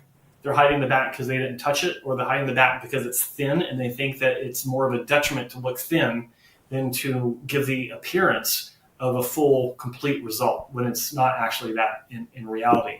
To your second question about blending natural hair and transplanted hair, most clinics will actually shave the recipient area so that they can avoid damaging those native hairs when they're making the incision for the transplanted hairs. Now, and they also do it because they want to be able to see the angle and direction of those hairs as they're exiting the scalp, so they can match it with those incisions and transplanted hairs. There are some clinics that have made it a point to specialize in doing non-shave procedures, where not only are they not shaving the donor area, if you're having FUE, they're not shaving the recipient area, which is more common for placement of grafts. I think with better clinics, the minority of clinics will not shave the recipient, but there are a few clinics that, again, make that their specialty, like Dr. Dan Daniel in Atlanta. He's made that his niche in this field, where he told me, I believe a few weeks ago, that 70% of his patients are completely no shave recipient, no shave donor, and his patients are happy for it. So that's his niche.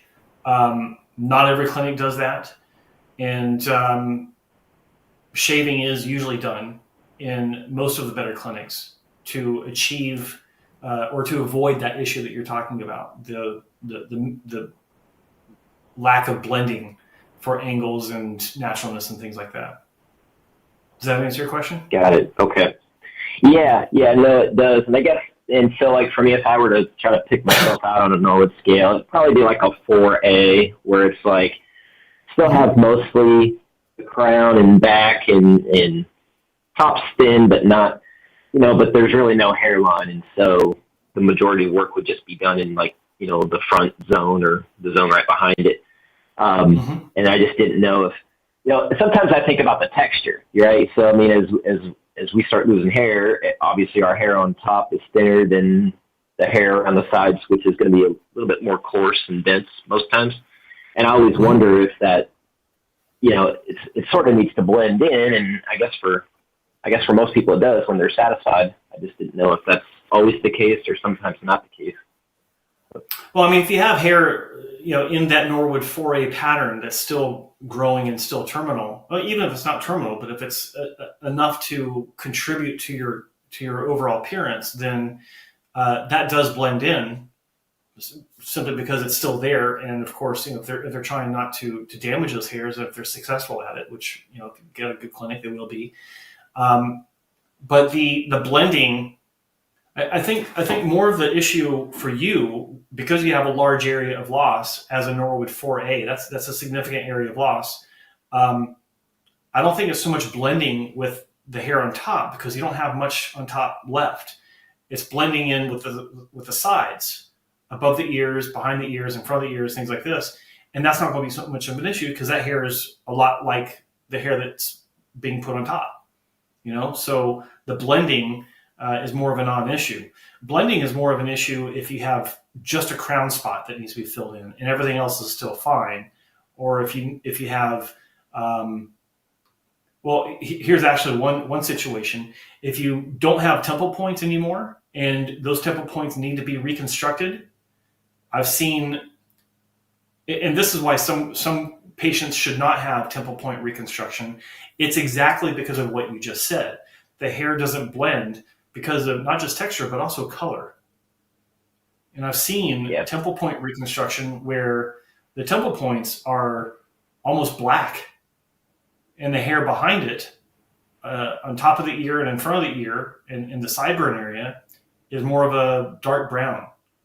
So there is a disparity, or a light brown and a dark brown type of scenario. So that does happen. Yeah.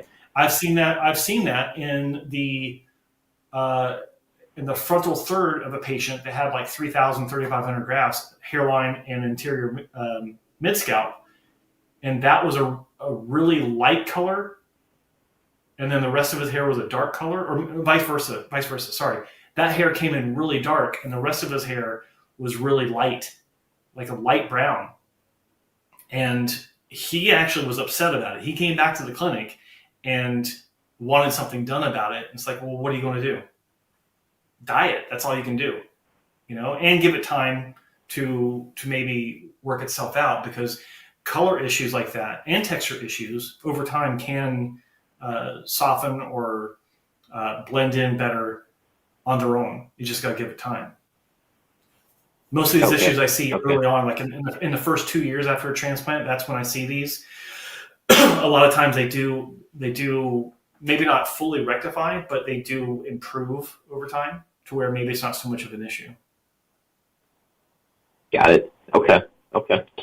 And I just have one last question, and I'll let somebody else jump in, another call come in. And that just relates to with transplants, after a transplant, are most guys able to just style their hair any way they want? And I think where I'm going with this relates to how they're, like, the graft angles. Like, if they put graft angles in certain ways, is their hair naturally more inclined to lay down flat? Or if they do it another way, the surgeon puts it in another way, is it more inclined to stand up or slick back? And is it a challenge to fight that once everybody's healed up? Yeah, well, it is. Well, it's a really good question. And the way to look at it is this.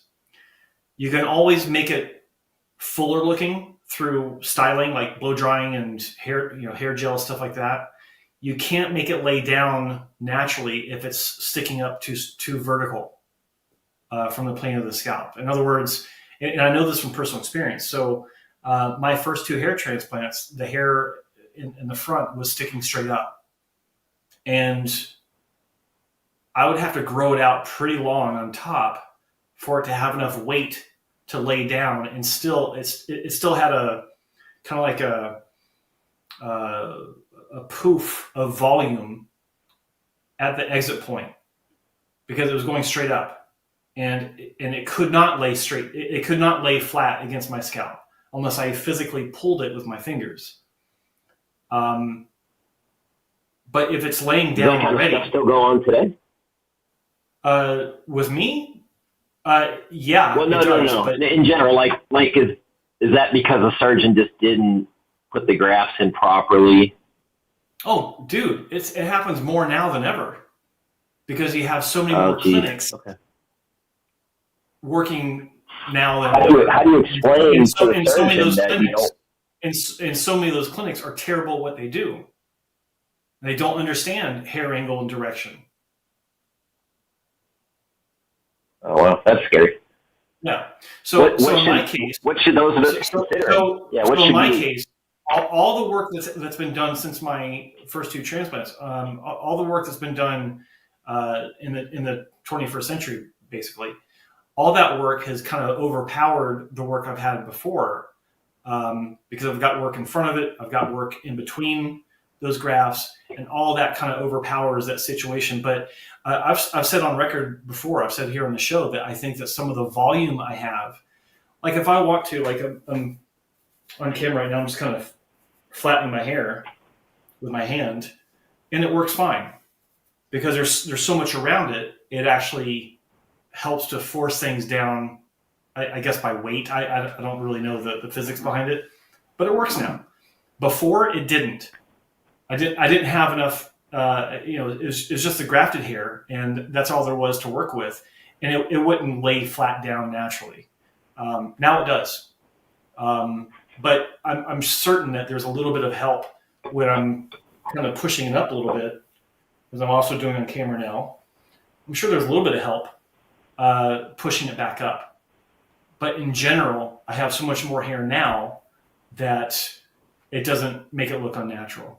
My hair is pretty natural looking, so I'm happy about that.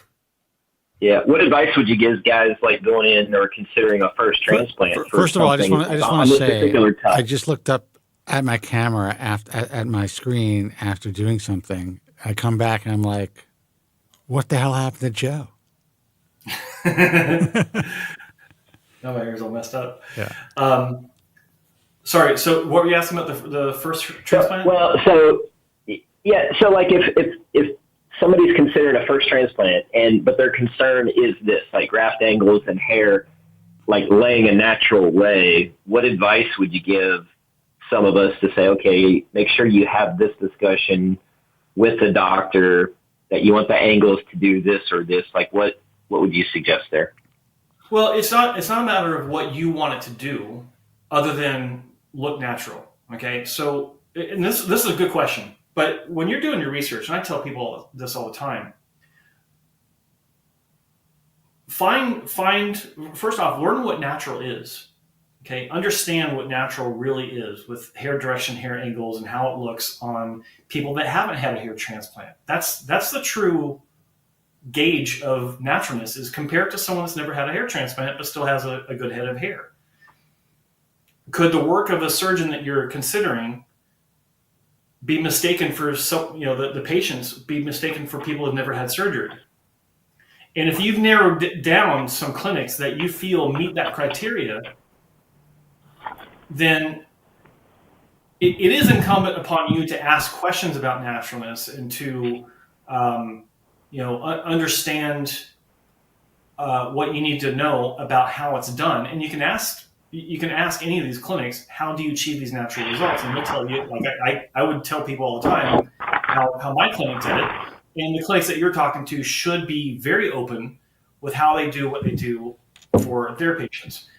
But it is not incumbent upon you to dictate to them how to do the surgery to get whatever result you want. You want natural. And what they will do, if they're good at what they do, is they will look at your existing hair. They'll understand how your hair flows, how the directions go naturally, like from Mother Nature, and they will replicate that with the hair that they're moving into those areas. And with that replication of your own natural hair growth and angle, then the natural results come based on how it's set up at the root, how it's set up at the baseline. That's what determines everything. The angle and direction, obviously, survivability, but assuming everything survives, it's the angle and direction that determines everything as far as naturalness goes. So the only question is hairline shape and placement.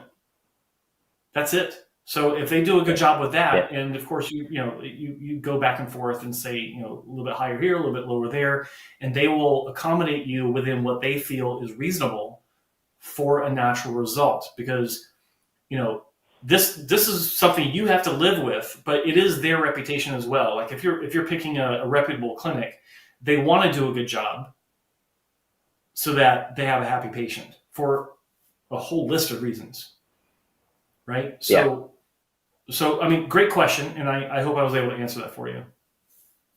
That's a great response. I didn't really think about that, but you're right. You can't really tell the doctor what to do. You want to tell them how you want it to appear when it's finished. Mm-hmm. So, good answer. Okay, that's all I've got.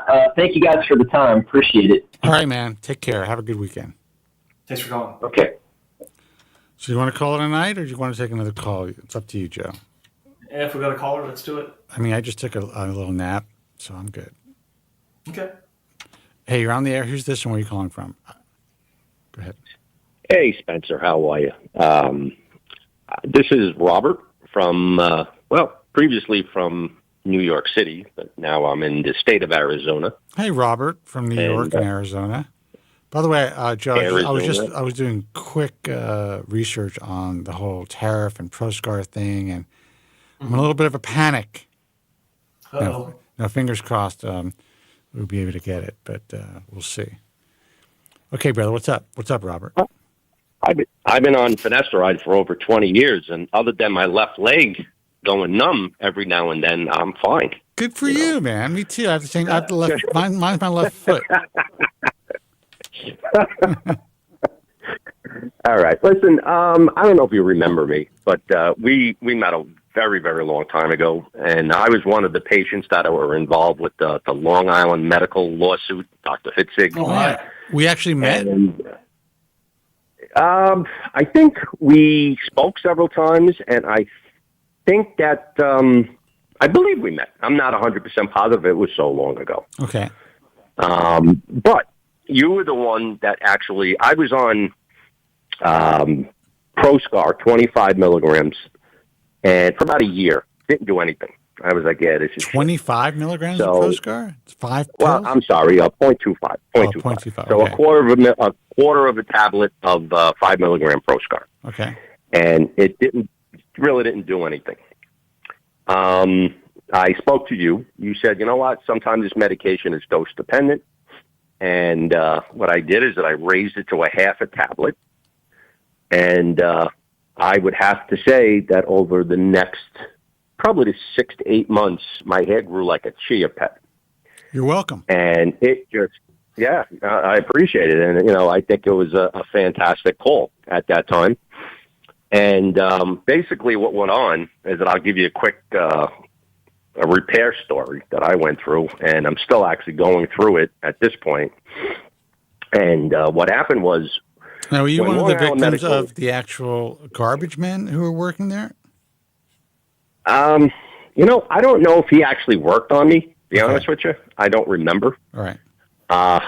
But whatever. Either way, it was shit work. What they did is they gave me those mini micro plug things that were in the shape of little eggs oval. And they pretty much popped out large quantities of scalp tissue and told me that it was going to be natural. And I think Hitzig called them linear grafts at the time or something like that.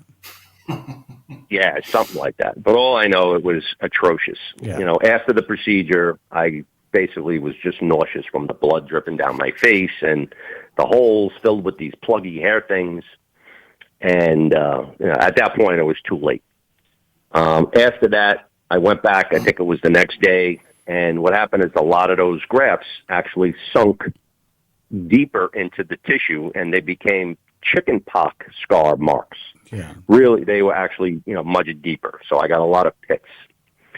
And for the next 3 to 5 years, I was in a frantic way trying to repair the work. Sure. Or at least trying to get the skin somewhat better. So I had gone through... those were some dark days, man, in the industry. And for you, bro, you have no idea. Yeah. Bro, you have no idea. I mean, I worked in... as a bartender in a club. I just got my Series 7 license, working in a firm, and I just couldn't go to work with a baseball hat on with these pit things on my head. It was unreal. I had to quit my jobs, let's put it that way. Holy shit. So luckily, yeah, so I mean, what I basically did in order to try to what did you do? rectify You it called and me make on it the more radio? natural. Is that how we met? There was a guy, very strange dude. And he was friends with Gina Mowry and Greg Mowry from the hairpiece place that were in Manhattan. I forgot his name, but he had recommended you and got me in touch with you a very long time ago. It has to be 96, 97, somewhere in there.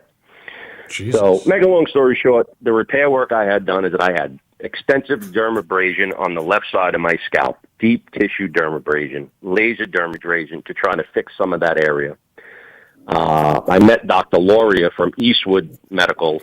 He did about 550 mini micros, and I had at least a dozen to a dozen and a half of the really, really horrible pits in my front hairline surgically removed and stitched.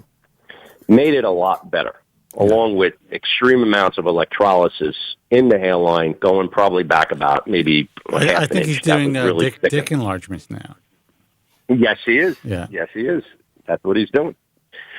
So, so I mean, everything was hunky-dory. In 2005, after my hair started growing in and all the work I did, everything started growing in nice, and it looked almost undetectable natural. Okay. And it was because of the Propecia, the Finasteride, that just really did the job covering everything, and I got rid of all the bad work and the skin damage. I'm really happy for Actual doctor, yeah, well, it's not over yet. Dr. Loria actually did took out a piece of scalp tissue in my left-hand scalp because it was so damaged. And actually, there is no scar there. So it actually came, good. Okay, good. So my last session was in 2005. I went to Dr. Cole, and he gave me about 600, and I think it was about 650 to 700 FUEs. And he also put 50 into I have two scars. Dr. Loria gave me a lower scar because he didn't want to use the Hitzig scar because it was way, way high, right at the base of the donor.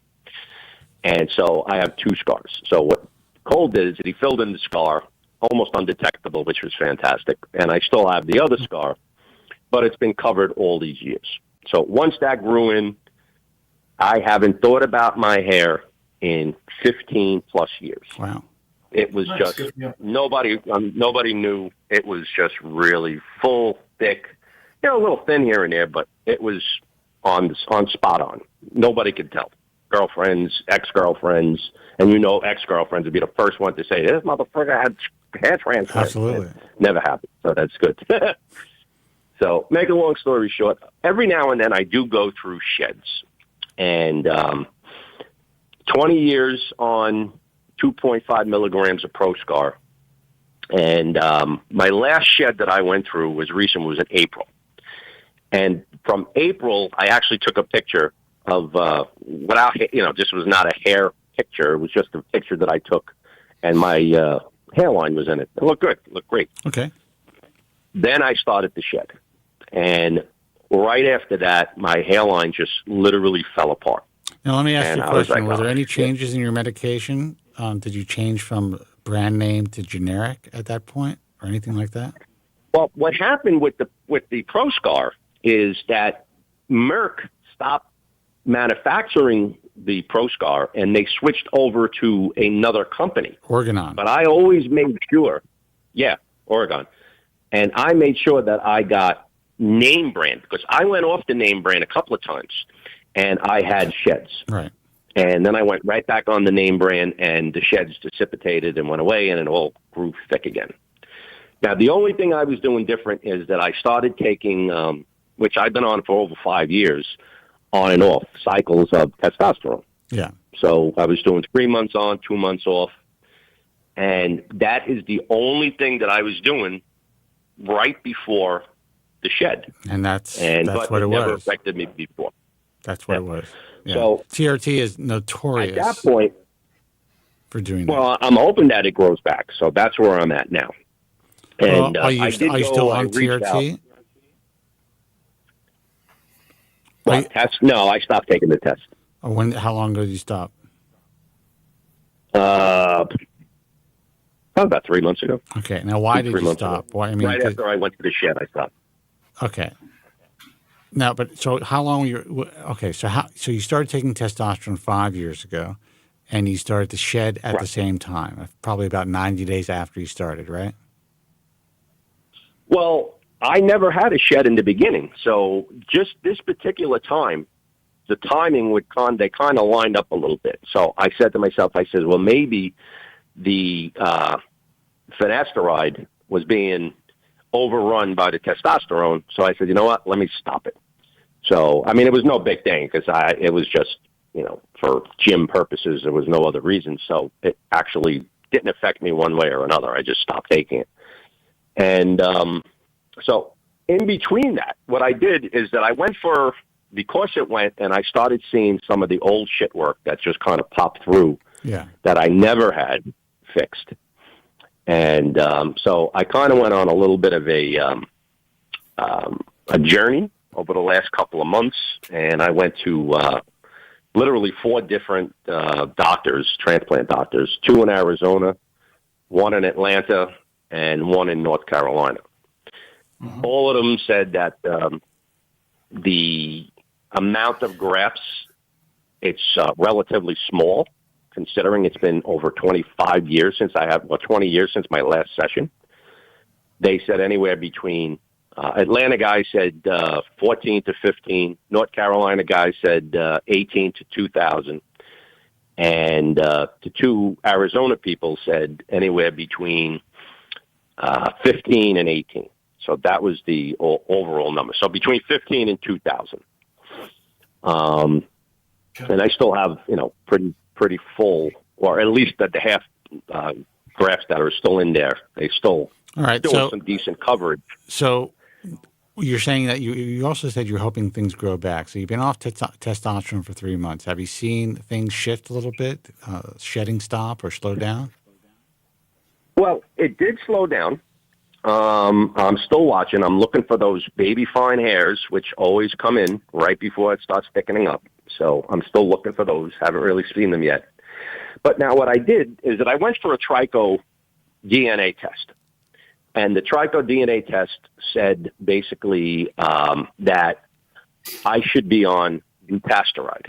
and it came up high marks. Dutasteride is the medication for me. And when I went to the North Carolina guy, he said, listen, he says, I showed him the Trico test result, and he said, listen, I recommend at this point, you might have plateaued with the dutasteride, with the finasteride. So he says, try to switch over to dutasteride. I've never taken dutasteride, so I have no idea. So the reason why I'm calling actually is he told me to switch medications by taking Who's the half doctor? a tablet of finasteride. Who's the doctor? Cooley. Okay. That's what I thought. So he said, listen, he says, I have a lot of my patients on it. And he says, I recommend definitely switching from the finasteride to the dutasteride, and start by doing it every other day. And in between, take your regular dose of finasteride. So do both for 3 months, and then slowly wean off the Proscar. So that's what I'm in the process of doing. I only started this week. And so... And how do you feel? Yeah. Fine. I mean, I never had a problem with 2.5 milligrams of finasteride. Good, so, and good. if I ever did have any problems, I just take a Viagra. So, I mean, it really Yeah. doesn't make a difference. All right, good. Well, I think. Listen, Jerry is he's really good at what he does. He's been treating patients like this for a very long time. You've been through the mill, and you made a great recovery. It sounds like you must be what, in your 50s or 60s now. I am 57. This all started when I was about 27, 28. Yeah. Jesus Christ. Wow. I'm still trying to figure out how we met. I mean, did you call? You said someone recommended you. Did they recommend you to call the radio show? Or did they give you my number? I'm trying to figure this out. I was on your radio show, but we did talk in person, via phone. Okay. Not on your radio show. Okay. So we definitely spoke a couple of times. I was such a nice guy. I don't back remember. then. Go ahead. Yeah, So you were pretty cool. Yeah. And yeah, so that's about it. So that's where I'm at this point. So I am debating. I'm waiting 3 or 4 months. I actually had a procedure scheduled, but I postponed it because I want to give the dutasteride a couple of months to see if I kicks in anything. And yeah, so okay. So the thing I'm trying to rack around my head at this point is: do I want to go for FUE, or do I want to go for the strip? What did Cooley say? Cooley said that I am an excellent candidate for a strip. And he says, I do, like you were just talking to the last patient, I have a different color. I have salt and pepper hair when I don't dye my hair. Now, normally I dye my hair dark brown, and it looks natural. But I do, when my hair is growing out, and, you know, I have white sides, salt and pepper top, but the back half from the mid-donor zone down to my nape of my neck is dark brown. So he says, what I'd have to do in order to get the 2,000 grafts, he says, I'd have to go at least, you know, above or extend the scar on each side. And, you know, I'm going to make a nice thin scar. And he says, you know, I'll do the triaphytic closure. He says, it will be even better than the scar that you have now, hopefully, you know, quote unquote. And, but I have to extend the scar. So now I asked him, I said, how many grafts do you think I have left? He says, he just looked at me, he said, 5,000. You know, the back of my head is so full. And my crown is full. So it's just a Norwood. My overall pattern was going to be a Norwood 3A. And I think probably now with the shape of it, it's probably like a 1.5, maybe a 2. So that's why they're not really going bonkers with the total graft numbers. But he did say that if I did do it, he would extend the scar on both sides, which is something I'm a little leery about. FUE, I already have 700 white dots. So I don't know if I'm crazy about having more white dots put in the back. So that's what I'm really struggling with. I'm struggling to try to decide which is the best route to go. Why do you have a concern about the scar being extended on both sides? Well, it's going to go right now. It's not extending into my above or around my ear. So it's probably about 1.5 inches before my ear. Because when Dr. Loria did it, he stayed. He only did like 500 grafts, 550 grafts, whatever it was. So he didn't extend the scar. It was a very thin, small scar back then. So, but the new scar would have to be extended. And he said it for two reasons. One, to get the needed grafts. And two, he'd want to get the gray hairs into the mix so that way he can make, he put it artistically, put in the salt and pepper with the black hair so it looks like salt and pepper and not just black hair, which kind of makes sense. That makes a lot of sense. But, you know, I can say from experience that having two donor scars similar to what you're describing, where they were kind of short and that they didn't quite come all the way around on both sides to the ear, to the point of the ear. They were behind the ears. Both of my scars were consolidated into one scar, and then that scar was extended actually in front of both of my ears, high up on the sides and quite forward. And there's no downside for me in that regard. In fact, you need it to go, you need to extend the scar, because you can't just take out let's say that you're going for a scar revision and not going for more grafts. You still have to extend the scar, because you can't just come to an end point where the existing scar begins and ends, because you have to taper it down to a much more narrow closure on either side. So it's going to be extended regardless if you're going to have, like if you're having a scar cut out. But in your case, he needs to go even further to get that. I'm sorry? No, I was going to say, both my scars right now are undetectable at a 3 buzz. So even though the lower one, and the top scar is at the top of the donor, and the lower scar is at the bottom of the donor. So I assume he's leaving the bottom scar completely alone, right? Like he's not touching the bottom scar. The bottom one. No, the bottom scar is the one that he wants to work on. The top one is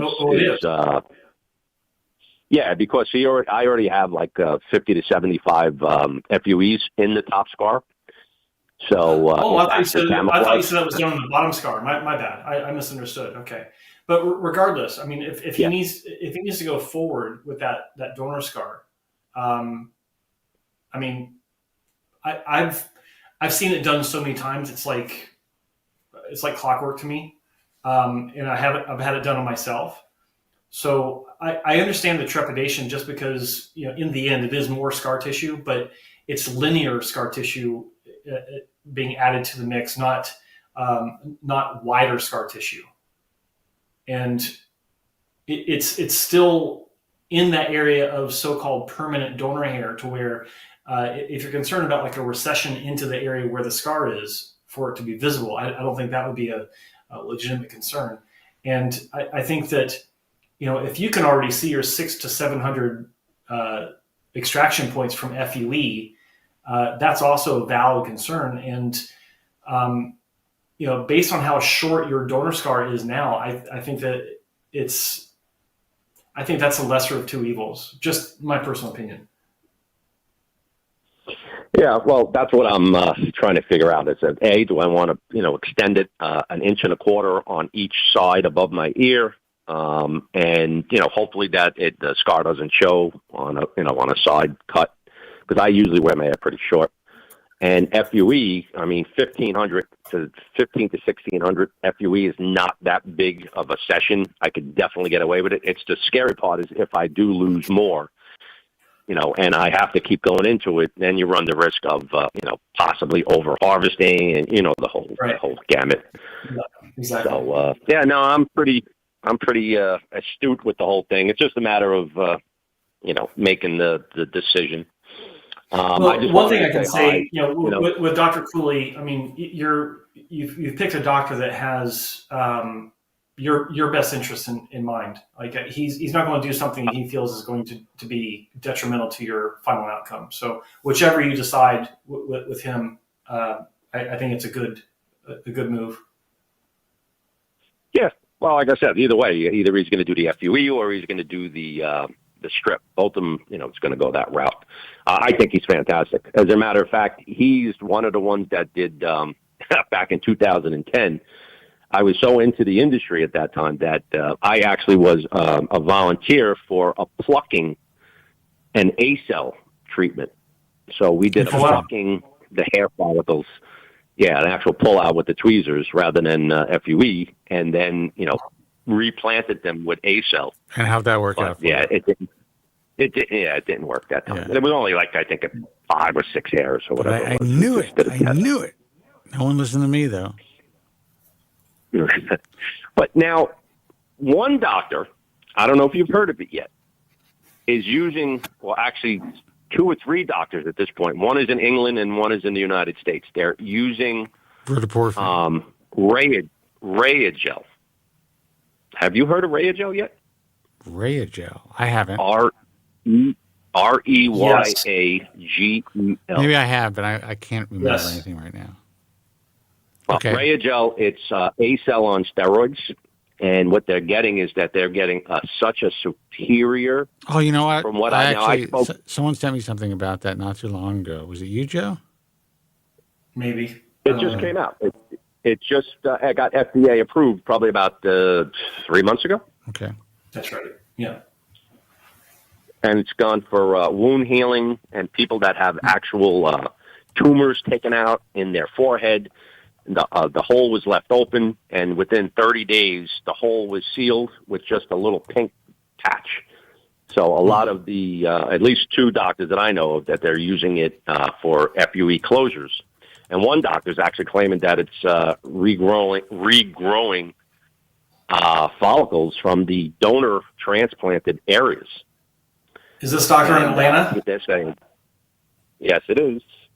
Yeah. So I don't know who to believe, who not to believe. That just sounds a little, up there. I know a doctor. That if someone somewhere else on the planet said that they figured out a way to stick their finger in a light socket and rub some sort of gel in their head and it would grow hair in the donor area after it's all been extracted, this doctor would be on board and saying, yeah, it's true. I do that. Or if someone used a tattoo gun to provide and I came up with the idea. Yeah. Yeah, exactly. So anyway. Well, but I spoke to the people in charge of Rayagel, so I went, above and beyond. So I actually spoke to the head curator and the medical technician who's in charge of the Rayagel experiments, and they're claiming some phenomenal. Well, how do you spell that? Using it, they're saying that it's Reyagel. I think you did send me something. Maybe it wasn't you, Joe. Yeah, go ahead.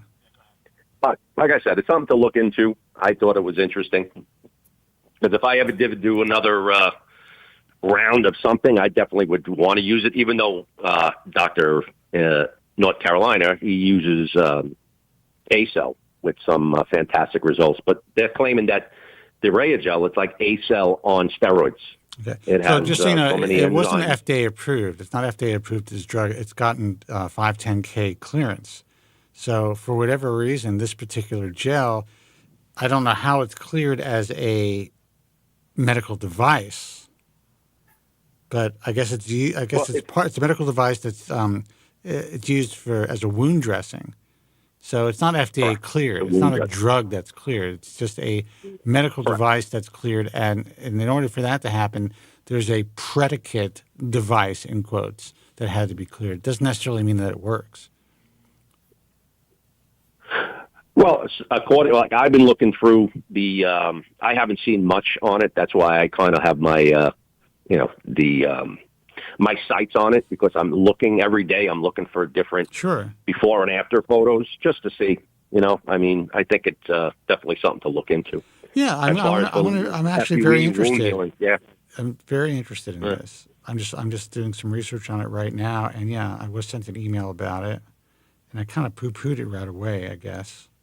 Can't imagine why. Yeah, my only issue is a lot of these products, these wound healing products that are 510 cleared, have relatively minimal results. This could be different. Well, it's based on A-cell. and a lot of the burn patients are using ACell.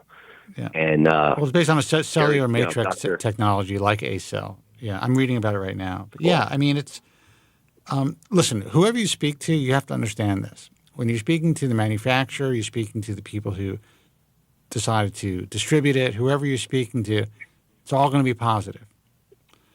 One issue that I have is the doctors that Joe knows, and we all know, there are countless things that have been jumped on, this guy's jumped onto, that always turn out to not be that beneficial. So I'm just putting that out there. I'm not saying this won't be, but just, I've been looking for the GT20029. It's in the third set of trials, so they're saying that something might come out on it within the next 2 or 3 years. PP405, and you're looking at, and people are still looking at RU58841, and I get it, brother. Right. I've been doing this for a long time. Yeah, you and me both. So I've seen things. Everybody had the Holy Grail for 30 years now, and nobody has it. Yeah, but you're very lucky. You were effed up at an early age. You went to like one of the worst offenders in the field, not only at the time but in history, in my view. And you came out pretty unscathed after all that.